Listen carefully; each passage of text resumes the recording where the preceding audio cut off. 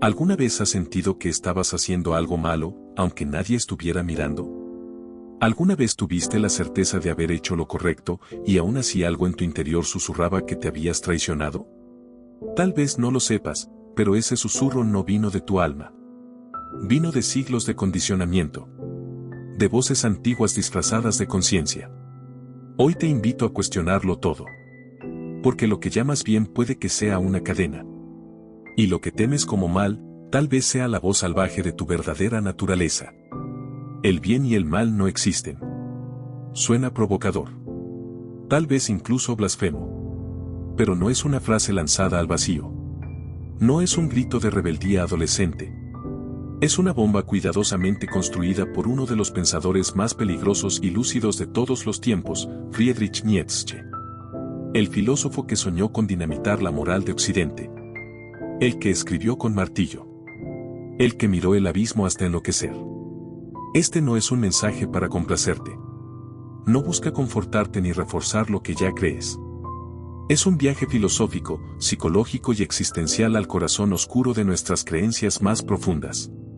Vamos a arrancar las raíces de lo que llamas bueno y malo. Vamos a escarbar en la tierra húmeda de tu moral. Vamos a descubrir qué hay debajo de las palabras que usas para juzgarte. Y para juzgar a los demás. Nietzsche no creía en demonios, pero sí en máscaras. No creía en Dios, pero entendía el poder de una idea. Para él, la moral tradicional, esa que heredaste sin darte cuenta, no era una verdad revelada. Era una construcción. Una invención. Un instrumento de poder. En este video hablaremos de cómo se crearon los conceptos de bien y mal. De cómo, a través del cristianismo y la filosofía platónica, la humanidad empezó a adorar el sufrimiento y a desconfiar del placer, del deseo, de la fuerza. Exploraremos cómo lo bueno fue definido por los débiles, por los resentidos, por aquellos que no podían vencer, y entonces inventaron una ética que hiciera de la impotencia una virtud. Y cómo lo malo fue impuesto a todo lo que era vital, libre, poderoso, instintivo. Veremos que lo que hoy consideras moral puede no ser más que una estrategia de control. Una forma de someter la vida a una estructura muerta. Y que liberarse de esa moral no significa convertirse en un monstruo. Significa asumir la responsabilidad de crear tus propios valores. Este es el mundo más allá del bien y del mal. Un mundo donde nada está dado, donde cada decisión es una afirmación o una negación de la vida. Donde no hay mandamientos, ni premios, ni castigos eternos. Solo tú, tu voluntad y el vértigo de la libertad. Si estás dispuesto a mirar al abismo. Si estás dispuesto a dejar atrás las certezas cómodas. Si estás dispuesto a quemar tus ídolos. Entonces bienvenido. Comencemos. El origen artificial del bien y del mal. Durante siglos, hemos creído que el bien y el mal son verdades universales. Inmutables. Como si existieran por sí mismos, como el sol o la gravedad. Nos enseñaron que hay acciones buenas y acciones malas. Que ciertas cosas deben hacerse y otras deben evitarse. Que debemos ser obedientes, generosos, humildes, compasivos. Que el mal se esconde en la desobediencia, el orgullo, la lujuria, la ambición. ¿Pero alguna vez te preguntaste de dónde vienen esas ideas? ¿Quién decidió que algo es bueno y otra cosa mala? ¿Y con qué autoridad? Nietzsche no aceptó esas respuestas dadas. No aceptó la moral como un conjunto de leyes grabadas en piedra. No como mandamientos divinos ni verdades eternas. Para él, la moral era un producto humano. Algo que había sido creado. Construido. Y, como toda construcción humana, podía ser desmontada. El primer paso fue mirar al pasado. A los orígenes. A ese momento histórico en que los valores comenzaron a dividirse en buenos y malos. Nietzsche encontró allí una lucha. Una tensión entre dos tipos de moral que definirían toda la historia occidental. Las llamó la moral de señores y la moral de esclavos. La moral de señores surgió en las civilizaciones aristocráticas. Era la moral de los fuertes, los valientes, los nobles, los que no necesitaban justificarse ante nadie. Para ellos, lo bueno era lo que afirmaba la vida, la fuerza, el orgullo, la autonomía, el poder, la salud, la belleza.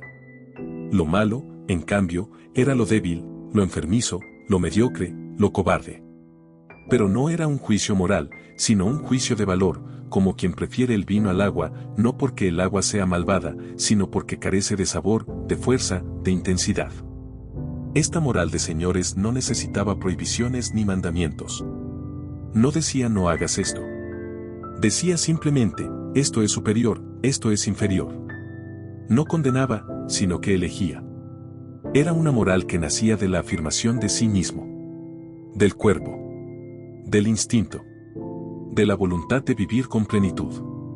Pero en la sombra, en la oscuridad del sometimiento, nació otra moral. Una moral que no provenía de la fuerza, sino del resentimiento. La moral de los débiles. De los vencidos. De los que no podían dominar, ni vencer, ni imponerse. De aquellos que, incapaces de afirmar su propia vida, buscaron negar la de los demás. Estos esclavos no podían enfrentarse a los señores con fuerza. Entonces lo hicieron con astucia. Inventaron una nueva forma de poder, la moral. Un sistema que invertía los valores. Lo que antes era fuerza, ahora sería llamado brutalidad. Lo que antes era orgullo, ahora se llamaría soberbia. Lo que antes era placer, se convertiría en pecado. Y lo que antes era debilidad, ahora sería santidad. Lo enfermo, lo pobre, lo manso, lo obediente, todo eso sería elevado a la categoría de bueno. Así nació la gran inversión de los valores. El mundo al revés. Lo vital convertido en culpa. Lo poderoso convertido en amenaza. El instinto convertido en pecado. Y el sufrimiento convertido en virtud. No porque fuera verdadero. No porque fuera justo. Sino porque era útil. Porque servía a los débiles para sentirse moralmente superiores. Para dominar sin usar la fuerza. Para controlar a través de la culpa. Nietzsche llama a esto el resentimiento. Una emoción venenosa que no puede crear, solo negar. El resentido no construye valores nuevos. No dice esto es lo que amo. Dice esto es lo que odio. No afirma su existencia. Condena la de los demás. Y en esa condena, se siente superior.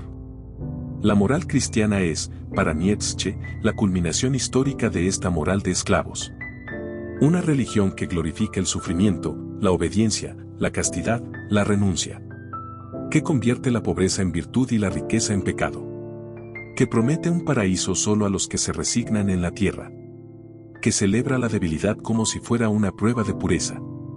Y que llama pecado a todo lo que afirma la vida. Pero Nietzsche no se limita a atacar al cristianismo. Su crítica va más allá.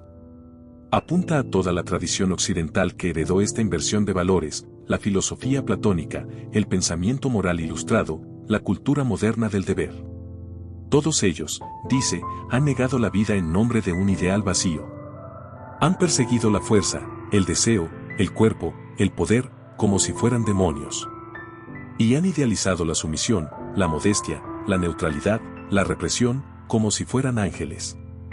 Lo que Nietzsche propone es una genealogía de la moral. No una moral nueva, sino una crítica radical a los orígenes de la moral. Nos invita a dejar de pensar en el bien y el mal como absolutos.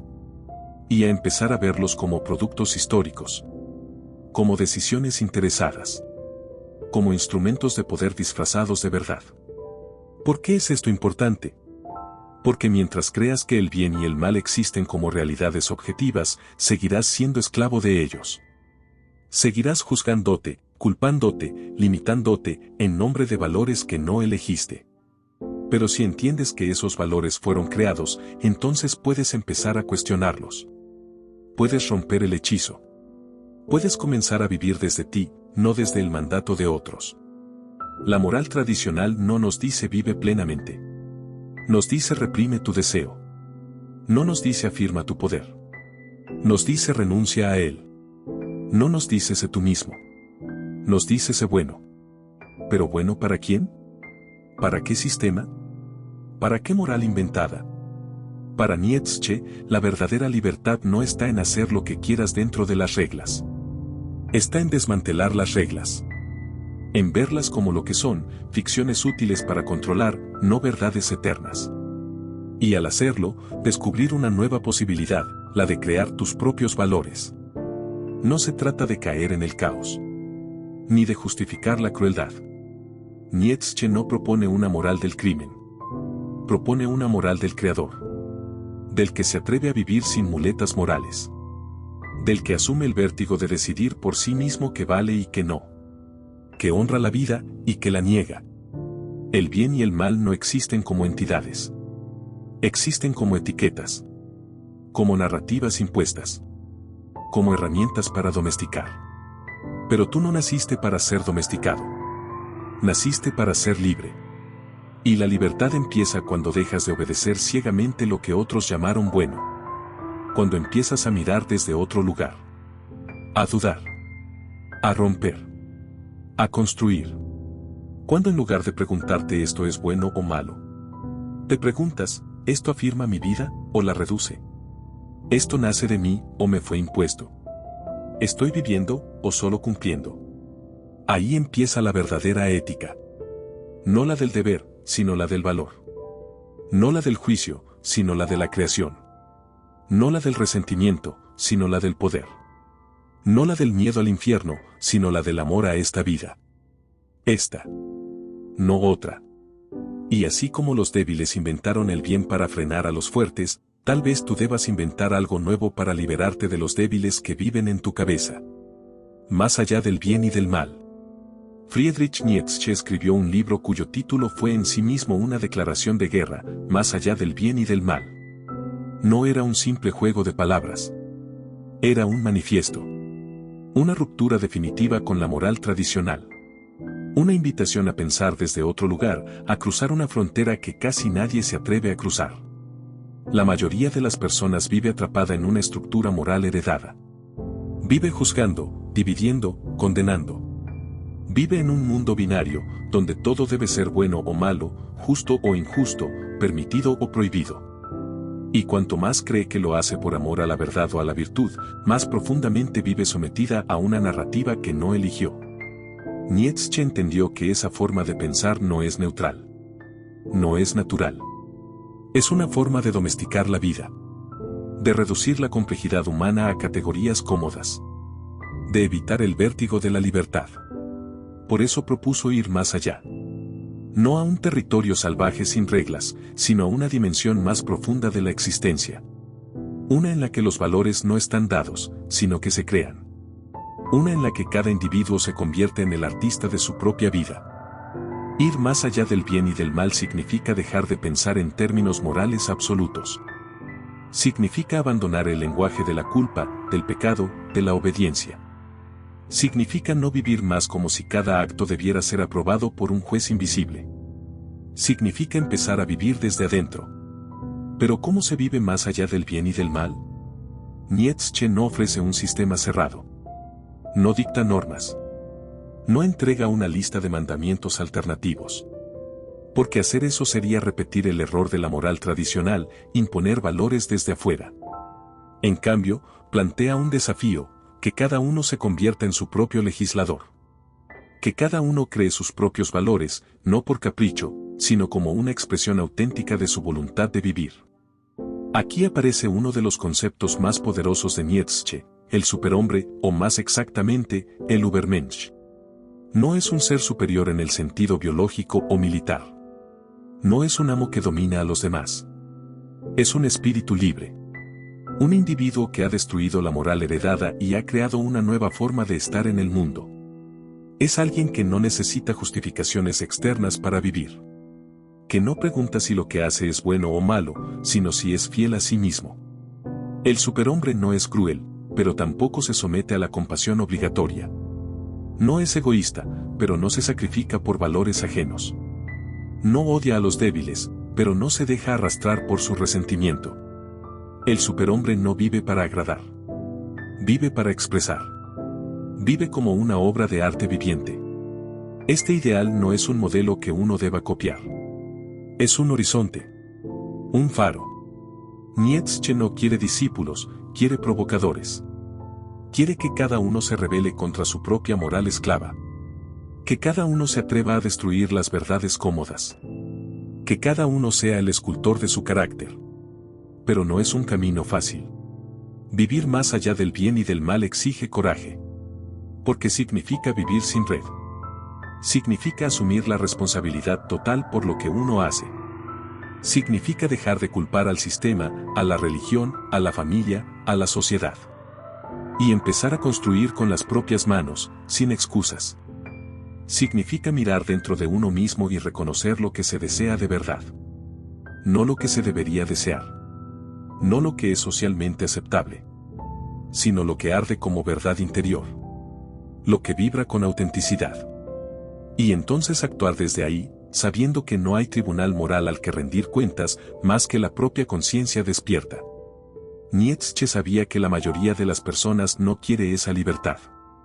Prefieren la seguridad. Prefieren que alguien les diga lo que está bien y lo que está mal. Prefieren vivir como ovejas en un rebaño, incluso si eso significa renunciar a sí mismos. Porque la libertad radical es un abismo. No tiene garantías. No ofrece consuelo. Pero para quienes se atreven, el resultado es una vida más profunda, más plena, más verdadera. Una vida en la que uno ya no actúa por miedo al castigo o por deseo de recompensa, sino por fidelidad a su propia naturaleza. Una vida donde la autenticidad reemplaza a la obediencia y la creación reemplaza a la sumisión. Vivir más allá del bien y del mal no significa vivir sin ética. Significa construir una ética distinta. Una ética vital, afirmativa, individual. Una ética que parte de la pregunta, ¿esto me engrandece o me debilita? ¿Esto nace del miedo o del poder? ¿Esto alimenta mi espíritu o lo empobrece? No hay respuestas universales. Cada quien debe buscarlas. Cada quien debe inventarlas. Porque en el fondo, Nietzsche no estaba hablando de filosofía.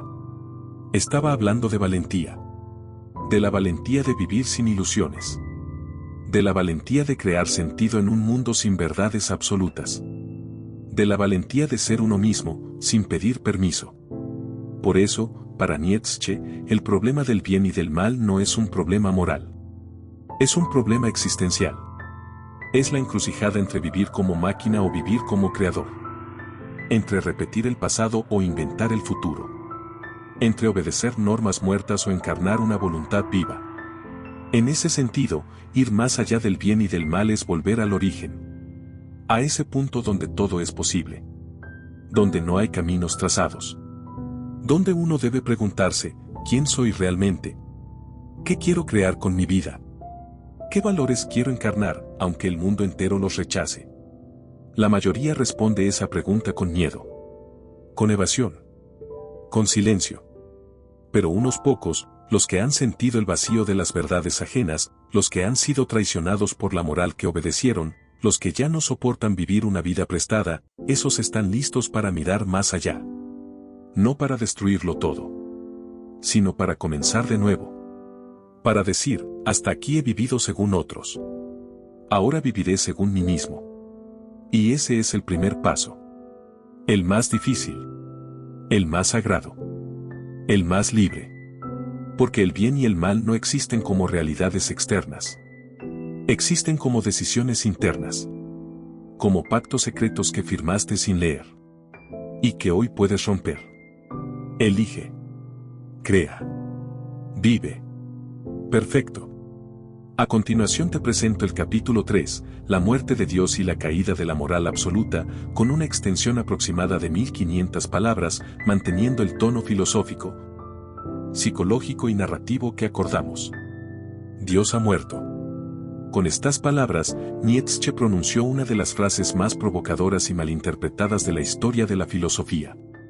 Muchos creyeron que se trataba de una burla religiosa. Un ataque directo a la fe. Pero lo que Nietzsche estaba diciendo iba mucho más allá de la religión. Estaba anunciando un cambio radical en el alma humana. Una transformación profunda en la conciencia de Occidente. Cuando Nietzsche dice que Dios ha muerto, no se refiere a la muerte literal de un ser divino. Se refiere a la desaparición de la fe en un fundamento absoluto. La pérdida de un centro. La caída de una estructura que sostenía todas las otras, la moral, el sentido, la verdad, la esperanza, el orden. Durante siglos, Dios había sido el garante de todo. El origen del bien. La fuente de lo correcto. El juez supremo. El consuelo del sufrimiento. El propósito último. Y de pronto, esa figura desaparece. Pero Nietzsche no celebra esta muerte. No es una fiesta. Es un terremoto. Porque sin Dios, todo lo que se sostenía sobre él comienza a derrumbarse. La verdad deja de ser absoluta. La moral pierde su fundamento. El bien y el mal ya no tienen garantía externa. Y el ser humano queda solo, frente al abismo. En la Gaia Ciencia, Nietzsche cuenta la historia de un loco que corre por las plazas con una linterna, gritando, «Busco a Dios». La gente se ríe de él. Ya nadie cree. El loco los enfrenta. ¿Dónde está Dios?, pregunta. Lo hemos matado, tú y yo, todos nosotros somos sus asesinos. Y luego añade una pregunta que hiela la sangre: ¿qué hemos hecho al soltar esta tierra de su sol? ¿Hacia dónde nos movemos ahora? ¿No caemos constantemente hacia atrás, hacia los lados, hacia adelante, en todas direcciones? ¿Hay aún un arriba y un abajo? Ese es el verdadero significado de la muerte de Dios, no el triunfo del ateísmo, sino el colapso de todas las certezas. El fin del suelo firme. La entrada en una época sin brújula. Donde todo es relativo, y donde cada uno debe encontrar, o inventar, su propio norte. Y aquí comienza el drama moderno. Porque aunque muchos ya no creen en Dios, siguen viviendo como si Él existiera. Siguen repitiendo valores cristianos, aún después de abandonar la fe. Siguen creyendo en el bien y el mal, en la justicia universal, en la dignidad sagrada del ser humano, en la redención, en el deber, como si todo eso no dependiera de una fe que ya no tienen. Nietzsche llama a esto nihilismo pasivo. Es el estado del que ya no cree en nada, pero tampoco se atreve a crear algo nuevo. El que vive sin sentido, pero aún no lo reconoce. El que obedece normas muertas, por costumbre, por miedo, por inercia. Es un alma que ha perdido el fundamento, pero que se aferra a las ruinas como si aún estuvieran vivas. Y Nietzsche advierte, ese tipo de nihilismo es peligroso. Porque paraliza. Porque genera vacío. Porque lleva al aburrimiento, al cinismo, a la desesperación. Y en ese terreno fértil pueden crecer todo tipo de ídolos falsos, ideologías totalitarias, fanatismos políticos, sistemas morales rígidos, promesas de salvación que solo ocultan nuevas formas de esclavitud. Por eso, la muerte de Dios no es el final. Es el comienzo. El comienzo de una nueva tarea, crear sentido en un mundo sin garantías. Convertirse en el origen de valores. Hacer de la vida una obra de arte sin modelo previo. Pero esa tarea no es para cualquiera. Nietzsche lo sabía. Por eso habla del último hombre y del superhombre como dos caminos posibles después de la muerte de Dios. El último hombre es el hombre de la comodidad. El que ya no cree en nada, pero tampoco sufre por ello. El que solo busca placer, seguridad, bienestar. El que ha reducido la vida a una serie de hábitos sin riesgo. No quiere dolor, pero tampoco quiere profundidad. No quiere Dios, pero tampoco quiere libertad. Es el ser humano domesticado por completo. Sin pasiones fuertes. Sin voluntad de poder. Sin anhelos altos. Solo vive y espera morir. El superhombre, en cambio, es quien asume la muerte de Dios como una liberación. No como una pérdida, sino como una posibilidad. Es quien entiende que, al caer los valores absolutos, se abre el espacio para la creación. Ya no se trata de obedecer, sino de inventar. Ya no se trata de someterse, sino de afirmarse. Pero para llegar ahí, hay que pasar por el desierto. Por el nihilismo activo. Por la destrucción radical de todo lo que fue impuesto. Hay que mirar el vacío sin temblar. Hay que aceptar que no hay salvación, ni sentido preestablecido, ni juez eterno. Hay que arder en la noche oscura del alma, y salir con la voluntad de encender una luz propia. En el fondo, la muerte de Dios no es un evento histórico, sino una experiencia íntima. Es el momento en que uno deja de esperar una voz externa que diga que está bien y que está mal. Es el momento en que uno entiende que nadie vendrá a dar sentido a su vida. Que no hay guión. Que no hay destino. Que todo depende de uno. Y esa comprensión no es una condena. Es una oportunidad. Es la puerta de entrada a una vida más libre. Más auténtica. Más peligrosa, sí. Pero también más real. Porque cuando ya no crees en Dios, tampoco crees en el diablo.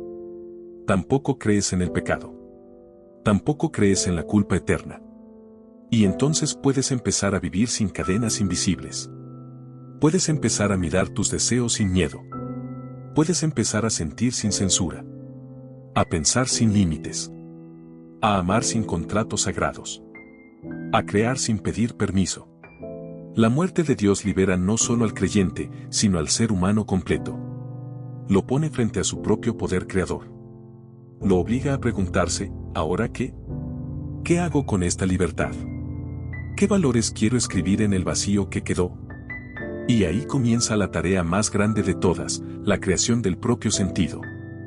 No como una verdad absoluta, sino como una obra viva. No como una respuesta definitiva, sino como una exploración constante. No como una fe nueva, sino como una fidelidad a uno mismo. Dios ha muerto. Pero eso no es el fin. Es apenas el inicio. El inicio de una humanidad más consciente. Más arriesgada. Más viva. El inicio de una moral sin moralismos. De una ética sin mandamientos. De una vida sin cielo, pero también sin infierno. Una vida aquí. Ahora. Como es. Sin necesidad de justificarse ante nadie. Sin necesidad de fingir que hay un plan. Con la responsabilidad sagrada de crear. ¿Y tú, que lees estas palabras? ¿Estás listo para vivir sin Dios? ¿Estás dispuesto a dejar de obedecer? ¿Puedes soportar el peso de inventarte? Si lo haces, tal vez descubras que el bien y el mal no estaban allá afuera, sino dentro de ti. Esperando ser liberados. Esperando ser superados. En el corazón de la filosofía de Nietzsche hay una fuerza que no pide permiso. Que no obedece a la razón, ni a la piedad, ni a la tradición. Una fuerza ciega, cruda, vital. Una energía que atraviesa todas las cosas vivas. Nietzsche la llamó voluntad de poder. ¿Qué significa esto? No se trata de un deseo vulgar de dominar a otros. No es una ambición política o económica. No es el poder sobre el mundo externo, sino algo más profundo, el impulso fundamental de toda vida por expandirse, por afirmarse, por crecer, por superarse. La voluntad de poder es el latido oculto detrás de todo acto auténtico. Es lo que empuja a la flor a abrirse. Al río a avanzar. Al artista a crear. Al niño a rebelarse. Al pensador a destruir ídolos. Es el impulso de la vida misma por afirmarse en sus formas más intensas, más audaces, más verdaderas. Y aquí Nietzsche traza una línea radical, no todos los valores, no todas las morales, nacen de esta fuerza. Algunas nacen del miedo. Del resentimiento. De la debilidad. Son morales que no afirman la vida, sino que la niegan. Que no celebran la grandeza, sino que la castigan. Que no veneran al fuerte, sino que glorifican al sumiso. A esta forma de pensar, Nietzsche la llama la moral del rebaño. Es la moral de los que no se atreven. De los que necesitan reglas para sentirse seguros. De los que no soportan que alguien viva sin culpa, sin temor, sin límites. Es la moral de los que no pueden crear y, en lugar de intentarlo, condenan a quienes sí lo hacen. La moral del rebaño predica la igualdad, pero no como justicia, sino como nivelación hacia abajo. No soporta la diferencia. No soporta la excelencia. No soporta la libertad real, porque la libertad verdadera confronta, incomoda, sacude. Por eso Nietzsche distingue entre dos tipos de moral. La moral de los señores y la moral de los esclavos. La primera es afirmativa. Crea valores desde la fuerza, desde la plenitud, desde la abundancia interior. No necesita justificar su existencia. No vive en oposición a lo que odia, sino en fidelidad a lo que ama. Es la moral del que dice sí a la vida, incluso con todo su dolor, su caos, su tragedia. La segunda es reactiva. Nace del rencor, de la impotencia, del deseo de venganza contra los que son distintos. Es la moral que define el bien como lo que me protege del otro, y el mal como lo que el otro tiene que yo no tengo. No crea valores propios, solo niega los valores ajenos. No dice esto es lo que soy, sino esto es lo que no quiero que tú seas. Y Nietzsche, con la mirada de un psicólogo despiadado, analiza cómo esta moral de esclavo se infiltró en la historia. Cómo se disfrazó de religión. Cómo se convirtió en ley, en cultura, en pedagogía. Cómo domesticó al ser humano, volviéndolo obediente, sumiso, débil, culpable de existir. La voluntad de poder quedó reprimida. La vitalidad fue transformada en pecado. El deseo se volvió sospechoso. La libertad, peligrosa. Y en lugar de formar individuos fuertes, se formaron masas dóciles, fácilmente manipulables, incapaces de soportar el peso de su propia existencia. Pero la voluntad de poder no desaparece. Se transforma. Se retuerce. Se esconde. Y cuando no puede expresarse hacia afuera, en forma de creación, de pasión, de conquista personal, se vuelve hacia adentro. Se convierte en autodestrucción, en angustia, en resentimiento. La moral del rebaño no salva al alma. La pudre lentamente. Por eso Nietzsche lanza una advertencia: quien no vive su voluntad de poder, será vivido por ella en su forma más oscura. El que no se atreve a crear sus propios valores, terminará esclavo de valores que odia. El que no busca su propia verdad, repetirá la verdad de otros. El que no encuentra una forma de afirmarse, buscará 1000 formas de sabotearse. Y lo hará en nombre del bien. Aquí es donde la filosofía de Nietzsche se vuelve psicológica, profundamente humana. Porque lo que está en juego no es una teoría moral, sino una forma de vivir. Una forma de mirar el mundo. Una forma de habitar el cuerpo, el deseo, la conciencia. ¿Desde dónde vives tú? ¿Desde la voluntad de poder que te impulsa a más? ¿O desde la moral del rebaño que te dice que no puedes, que no debes, que no está bien? ¿Desde la alegría de ser tú mismo, aunque seas incomprendido? ¿O desde el miedo a decepcionar, a fallar, a ser diferente? Nietzsche no viene a darte respuestas. Viene a destruir tus falsas certezas. A sacarte de la zona de confort. A mostrarte que todo lo que llamas bueno puede ser una trampa. Que todo lo que crees que eres puede ser una máscara. Que todo lo que te impide ser libre, puede estar disfrazado de virtud. Y entonces, la pregunta cambia. Ya no se trata de preguntar si algo está bien o mal. Se trata de preguntar: ¿esto nace de mi fuerza o de mi miedo? ¿Esto expresa mi poder o mi resentimiento?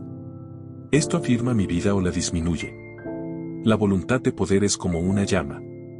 Si no la alimentas con tu autenticidad, terminará devorando tu interior con frustración. Pero si la aceptas, si la cultivas, si la orientas hacia la creación, puede transformarse en tu mayor aliada. Puede darte dirección, sentido, intensidad. Puede convertir tu vida en una afirmación radical. Por eso Nietzsche nos invita a dejar de imitar, a dejar de obedecer, a dejar de repetir discursos ajenos. Nos llama a convertirnos en artistas de nuestra existencia, a diseñar nuestros propios valores, a vivir como una obra original, no como una copia moralmente aceptable. Y eso, claro, es aterrador. Porque implica soledad. Implica riesgo. Implica errores. Implica no tener a quien culpar. Implica caer y levantarse sin red. Implica vivir sin excusas. Pero también implica una intensidad que no puede ser experimentada por quien vive según las reglas de otros.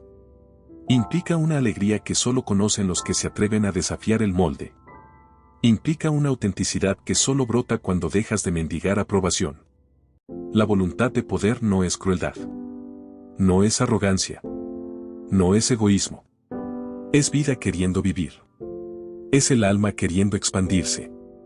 Es el espíritu diciendo: quiero ser yo, sin pedir permiso. Y cuando eso ocurre, algo cambia. Ya no eres parte del rebaño. Ya no eres un número en una estadística moral.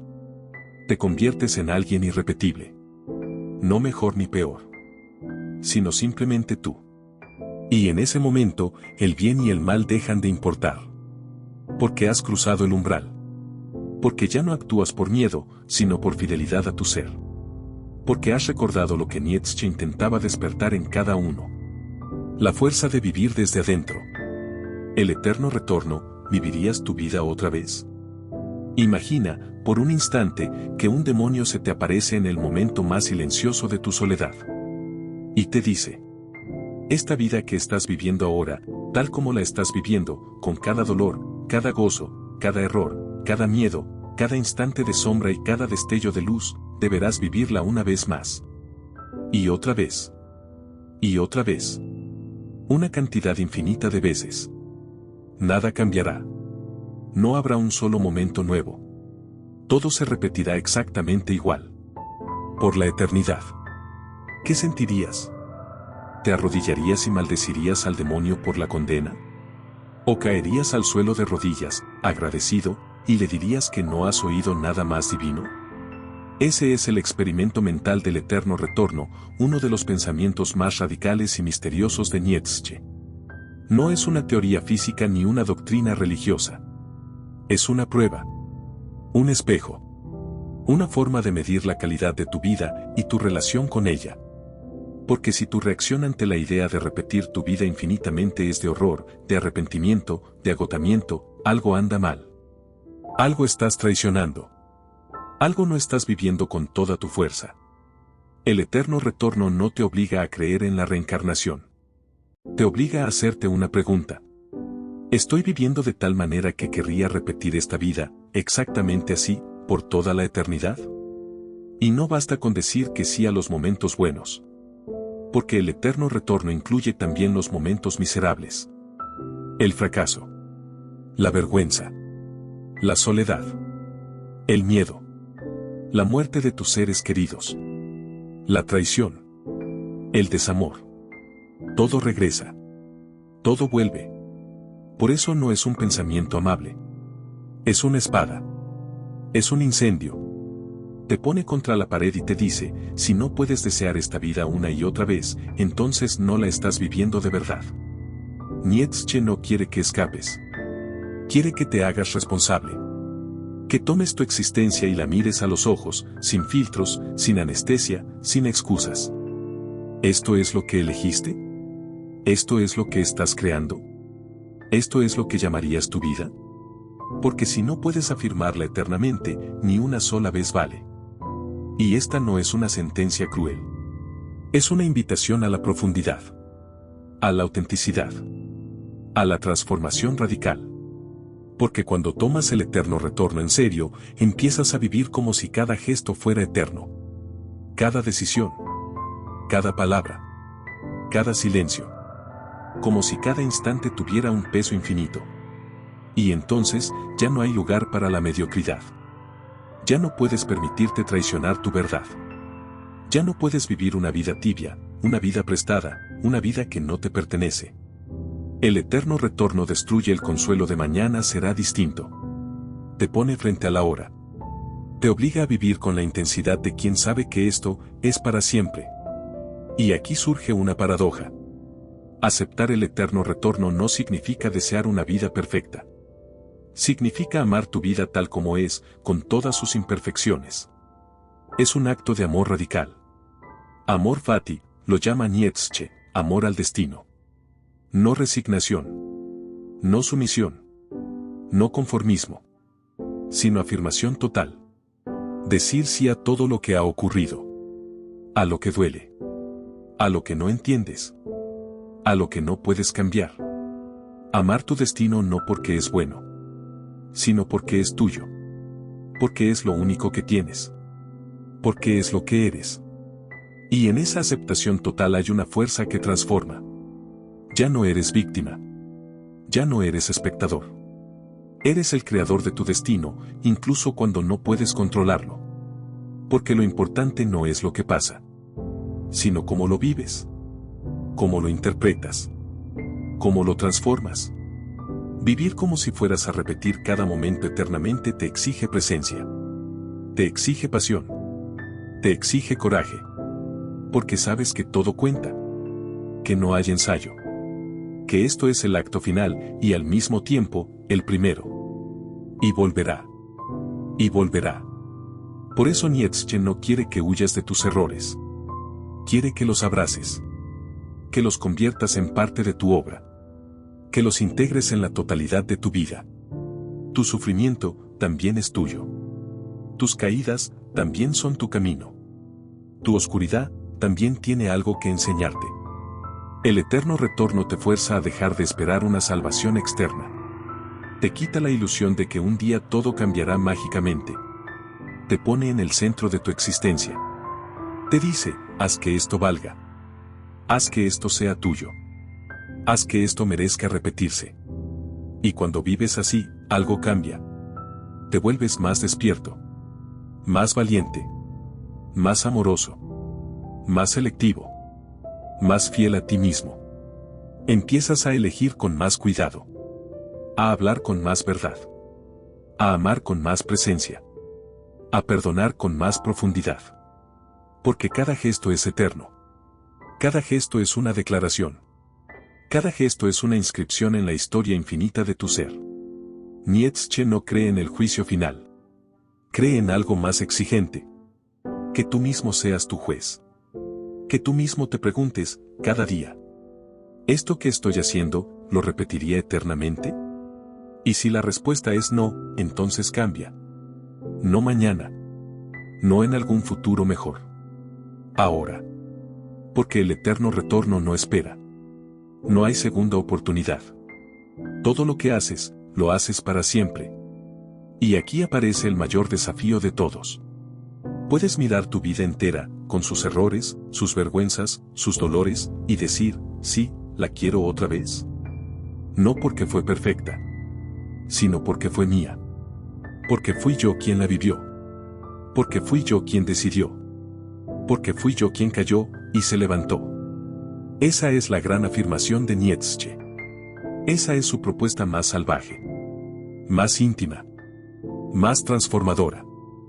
Vivir de tal manera que puedas decir sí al eterno retorno. Es vivir desde la voluntad más profunda. Es mirar la existencia no como un medio, sino como un fin. No como un problema, sino como un misterio. No como algo que soportas, sino como algo que amas. Y si puedes hacer eso, si puedes sostener esa mirada, entonces el bien y el mal ya no tienen poder sobre ti. Porque has pasado más allá. Has entrado en el dominio de lo trágico, de lo eterno, de lo absolutamente tuyo. Y ahí, en ese instante, eres libre. Más allá del bien y del mal, la creación de un nuevo espíritu. Más allá del bien y del mal no es solo el título de una obra de Nietzsche, es la invitación más profunda y perturbadora que nos lanza.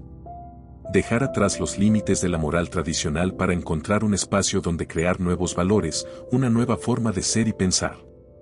Porque, si bien hemos recorrido el camino de la crítica feroz a la moral del rebaño, no basta con destruirla. La destrucción sin creación es vacío, nihilismo. Y Nietzsche sabe que el gran peligro después de negar al bien y al mal como absolutos es caer en la desesperación, en el sinsentido, en el caos sin brújula.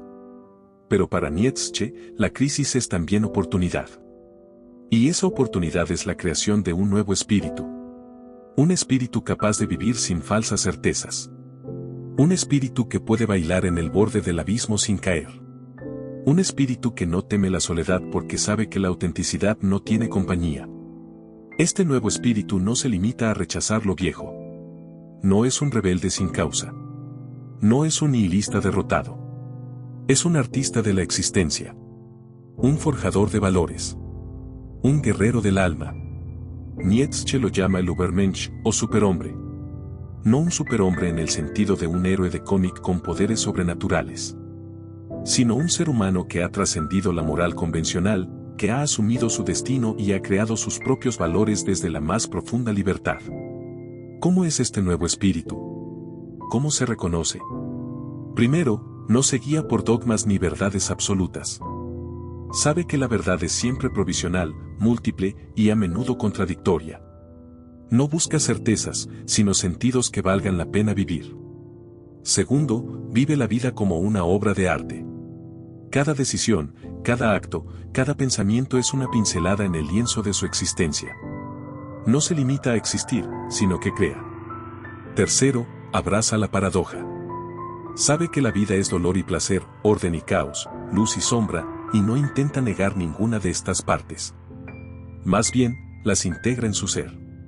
Cuarto, cultiva la fortaleza interior, la voluntad de poder, que no es dominación sino autoafirmación, el poder de ser dueño de sí mismo. Este nuevo espíritu no es un destino reservado para unos pocos elegidos. Es un llamado para cada uno que se atreva a mirar más allá de las máscaras. Para cada uno que acepte la responsabilidad de su libertad. Para cada uno que entienda que la vida no es un dado que lanzamos al azar, sino una obra que podemos modelar. Pero no es fácil. Porque para llegar a ese nivel hay que atravesar un proceso doloroso. Hay que destruir las falsas seguridades. Hay que soltar los confortables dogmas. Hay que abandonar las excusas. Hay que estar dispuesto a ser incomprendido, a ser rechazado, a ser solo. El nuevo espíritu es un solitario, pero no un solitario triste. Es un solitario poderoso, un creador que sabe que la verdadera compañía está en su relación consigo mismo. Nietzsche dice que para crear este nuevo ser hay que estar dispuesto a ser un nuevo tipo de filósofo, no uno que solo piensa, sino uno que actúa, que transforma, que se reinventa. Este filósofo del futuro sabe que el bien y el mal son conceptos caducos, útiles para sociedades primitivas, pero incapaces de contener la complejidad del ser humano auténtico. Porque el hombre auténtico no es bueno ni malo. Es completo. Es contradicción. Es misterio. Es fuerza y vulnerabilidad. Es luz y sombra. Y vive desde esa complejidad, no desde la simplificación moral. Pero, ¿qué pasa con la sociedad? ¿Podemos realmente vivir así, más allá del bien y del mal, sin destruirnos? Nietzsche responde que es un riesgo. Que no hay garantía. Que es posible que la mayoría prefiera la seguridad del rebaño a la incertidumbre de la libertad. Pero también dice que la historia misma está impulsada por quienes se atreven a cruzar esa frontera. Por quienes se niegan a aceptar verdades impuestas y crean sus propias sendas. La cultura, la filosofía, el arte, la ciencia, la política, han avanzado gracias a esos espíritus libres que desafiaron el bien y el mal convencionales. Por eso, más allá de ser una propuesta individual, la invitación de Nietzsche es también colectiva, a que la humanidad evolucione hacia una nueva forma de conciencia, donde el juicio moral sea reemplazado por el respeto a la singularidad y la responsabilidad auténtica. Pero para eso, debemos antes enfrentarnos a nosotros mismos, a nuestra sombra, a nuestra moral heredada. De ahí que Nietzsche insista tanto en la autoexploración profunda, en la necesidad de mirar dentro sin miedo. De entender que la mayor batalla no está afuera, sino dentro de nuestro propio espíritu. Porque mientras no logremos superar la dicotomía maniquea del bien y el mal, estaremos condenados a repetir las cadenas de la moral del rebaño. Y eso, Nietzsche no lo quiere para nosotros. Quiere que rompamos esas cadenas. Quiere que nos convirtamos en arquitectos de nuestro propio destino. Que inventemos nuevas formas de amar, de crear, de vivir. Que dejemos de ser prisioneros de una moralidad que limita la vida. Que nos atrevamos a ser nosotros mismos. Y cuando lo logremos, el bien y el mal perderán sentido. Porque habremos trascendido sus fronteras. Porque habremos encontrado una forma de vivir que no necesita etiquetas. Porque habremos aprendido a bailar en la oscuridad con los ojos abiertos. Y eso es la verdadera libertad. La voluntad de poder, la fuerza que impulsa la vida. En el centro de la filosofía de Nietzsche late un concepto que desafía y redefine nuestra manera de entender la existencia, la voluntad de poder. Más que un simple deseo de dominio o control, la voluntad de poder es la fuerza primordial que impulsa a toda vida, la energía que anima el cosmos y el ser humano, el motor invisible detrás de cada acto, cada pensamiento, cada impulso. Para Nietzsche, no somos meros sobrevivientes ni criaturas pasivas a merced del destino o la moral externa. Somos seres que constantemente luchan, que buscan crecer, que ansían afirmarse a sí mismos. Esta afirmación no es solo física ni superficial, sino que se extiende a todos los niveles del ser, psicológico, emocional, intelectual y espiritual. Pero, ¿qué significa realmente la voluntad de poder? ¿Es acaso una invitación al egoísmo desmedido o a la crueldad? ¿Es simplemente la búsqueda de controlar a los demás o el mundo? Nietzsche nos invita a ir más allá de estas interpretaciones superficiales. La voluntad de poder es, ante todo, un principio de autoafirmación y creación. Es la energía que nos impulsa a superar nuestros límites, a transformar nuestra realidad y a convertirnos en aquello que podemos llegar a ser. Esta fuerza no se expresa únicamente a través de la dominación externa, sino también en la conquista interna, la lucha constante por dominar nuestros miedos, nuestras dudas, nuestras sombras. La voluntad de poder es la fuerza que nos mueve a buscar sentido, a forjar nuevos valores y a vivir con autenticidad. Es el pulso que hace vibrar nuestro ser, incluso en los momentos de mayor sufrimiento. En este sentido, la voluntad de poder está íntimamente ligada al eterno retorno. Para vivir afirmando la vida, para querer repetir cada instante por toda la eternidad, es necesario desplegar esta fuerza vital, esta energía creadora que no se rinde ante la adversidad ni la mediocridad. Nietzsche ve la voluntad de poder como una fuerza natural, más básica y profunda que el simple deseo de placer o la evitación del dolor, que para muchas filosofías y psicologías clásicas era la base de la conducta humana. Esta voluntad no es un camino recto ni sencillo. Es un proceso dinámico, lleno de contradicciones, donde la vida se juega a cada instante. Aquí radica también su ambigüedad. La voluntad de poder puede ser destructiva o creadora. Puede conducir al egoísmo y la violencia, o a la transformación y el crecimiento. Por eso, Nietzsche no idealiza esta fuerza ni la presenta como un fin en sí mismo. Más bien, plantea la necesidad de domesticarla, de dirigirla hacia la creación de vida auténtica, hacia el surgimiento del nuevo espíritu. Esto implica un trabajo profundo y constante. Un proceso de autoconocimiento y autocontrol, donde no se trata de eliminar la voluntad de poder, sino de canalizarla. El hombre verdadero no es quien suprime sus deseos y pulsiones, sino quien los reconoce, los entiende y los convierte en fuentes de creación.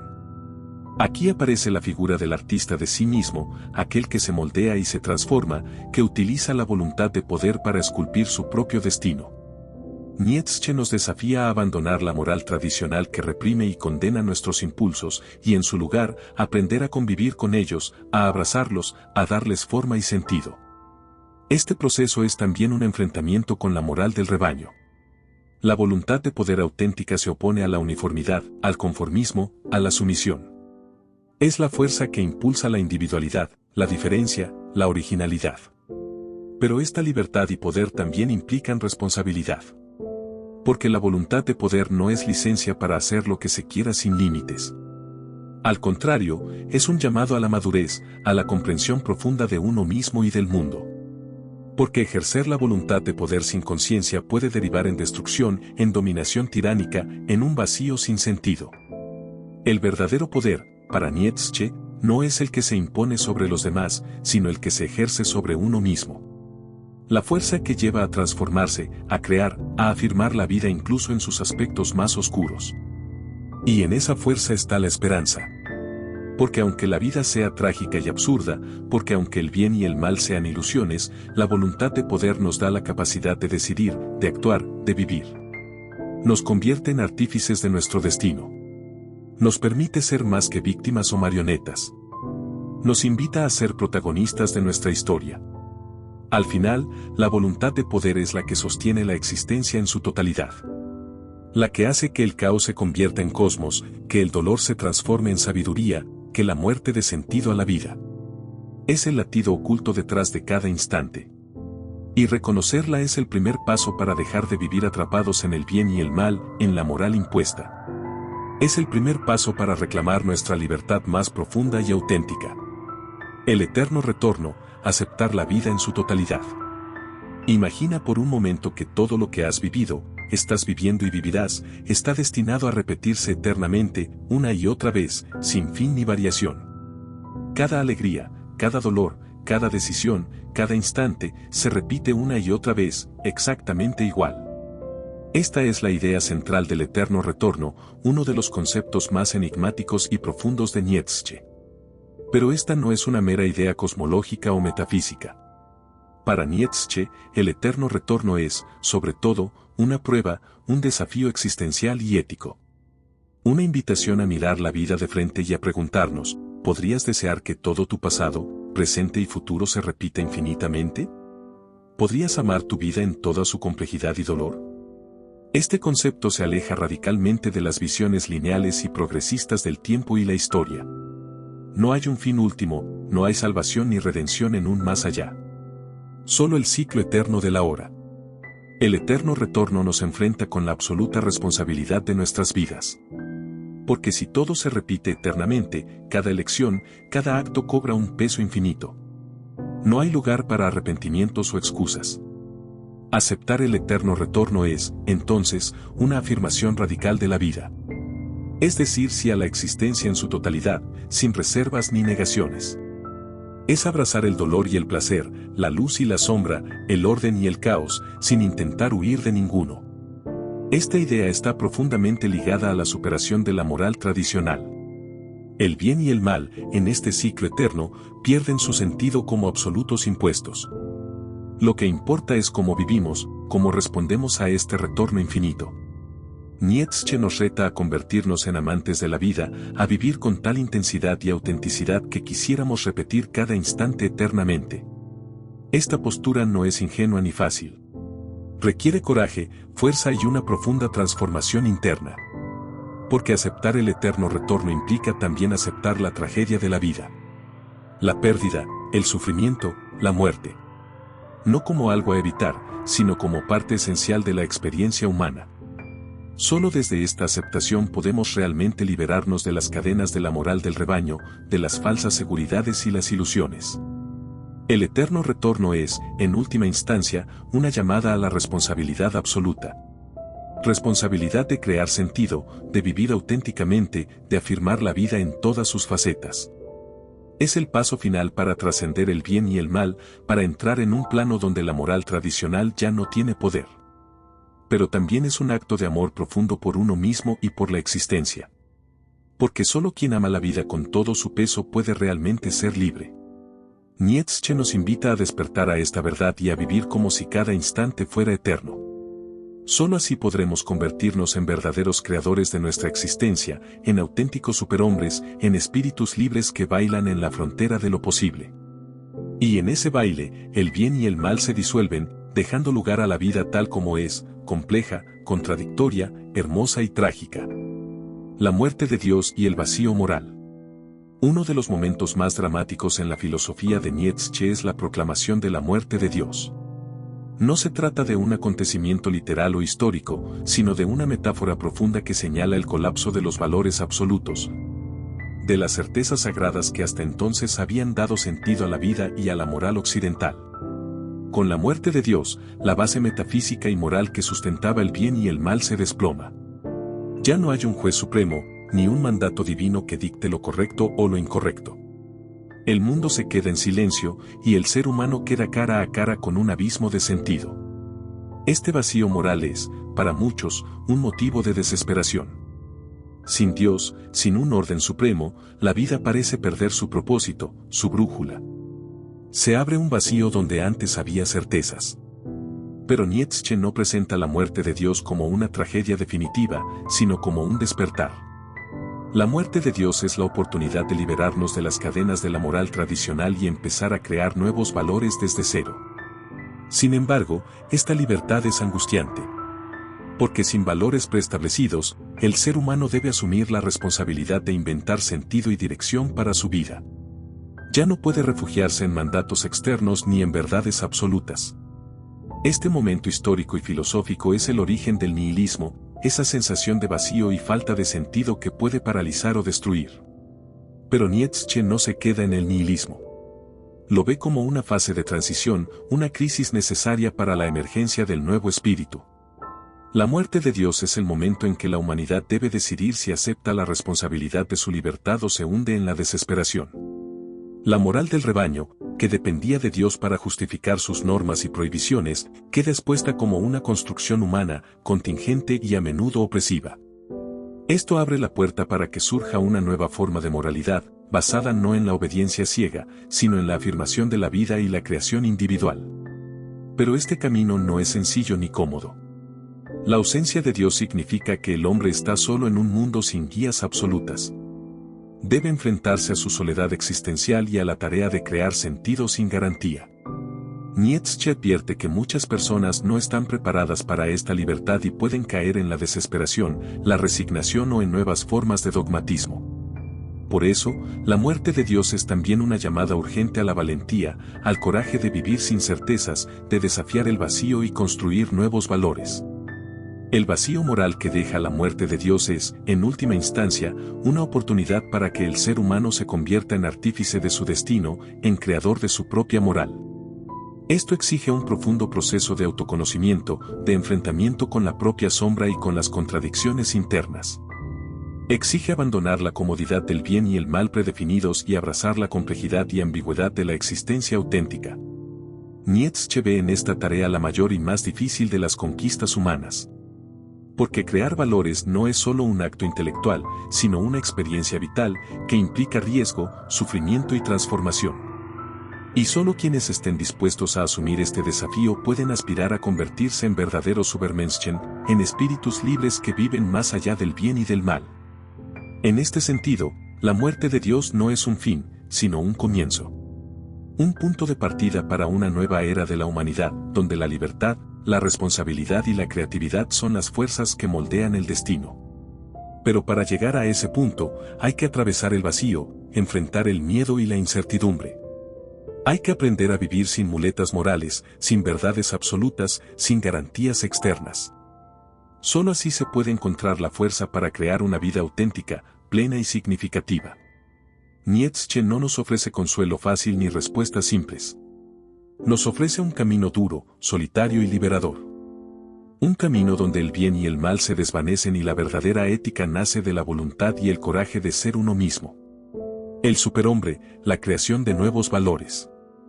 En un mundo donde Dios ha muerto y la moral tradicional se ha desplomado, surge la figura del superhombre, un ideal que encarna la esperanza y la superación. La posibilidad de reinventar la vida y el sentido mismo de la existencia. Nietzsche presenta al superhombre como el creador de nuevos valores, como aquel que no se conforma con aceptar las reglas impuestas, sino que se atreve a romper con ellas. A desafiar la moral del rebaño y a vivir según sus propias leyes. Pero, ¿qué es ser un superhombre? No se trata de un ser con poderes sobrehumanos ni de una especie superior en un sentido biológico. Más bien, es una persona que ha logrado una profunda transformación interior, que ha superado sus limitaciones, sus miedos y sus ataduras, y que vive con autenticidad y valentía. El superhombre es un artista de sí mismo, un creador que forja su destino y es capaz de decir sí a la vida en toda su complejidad, incluyendo el sufrimiento, la contradicción y la incertidumbre. Esta figura se erige sobre las ruinas de los antiguos valores y representa una nueva manera de ser y de pensar, que rechaza la moral basada en el resentimiento, la culpa y la negación. El superhombre abraza la voluntad de poder como la fuerza vital que impulsa su existencia, pero no como un ansia de dominio externo, sino como un poder interno de autoafirmación y creatividad. No busca imponerse sobre los demás, sino conquistar su propia libertad y autenticidad. Este ideal está estrechamente ligado al concepto del eterno retorno, pues solo quien puede afirmar la vida con tal intensidad que desearía repetirla eternamente, puede considerarse verdaderamente superhombre. Nietzsche advierte que el camino hacia esta transformación es arduo y solitario. Requiere coraje para romper con la moral tradicional, para enfrentar el vacío de sentido y para asumir la responsabilidad absoluta de la libertad.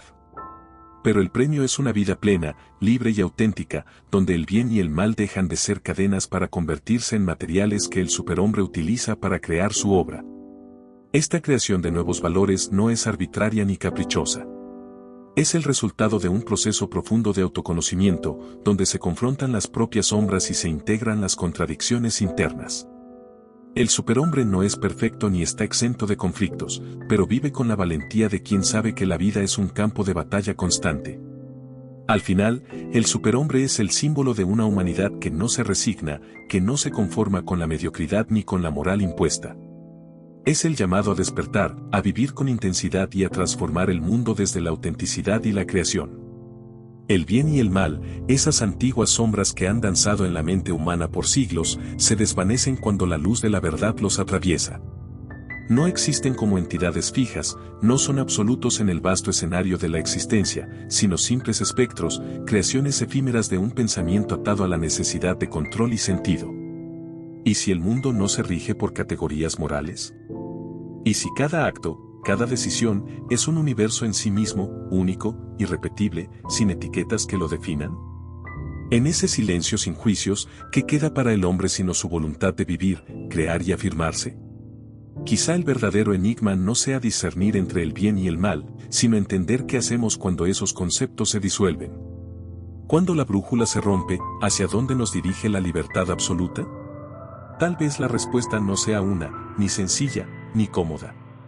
Porque vivir sin certezas es caminar en la penumbra, es un viaje hacia un destino que solo se revela a quienes se atreven a enfrentar la oscuridad sin miedo. Entonces, al final, ¿seremos capaces de crear sentido en el caos? ¿O el abismo se abrirá para tragarnos sin remedio? Y más importante aún, ¿qué estamos dispuestos a sacrificar en esa búsqueda sin fin? La noche cae, las preguntas quedan suspendidas en el aire, y solo el tiempo, ese eterno testigo, conocerá la verdad.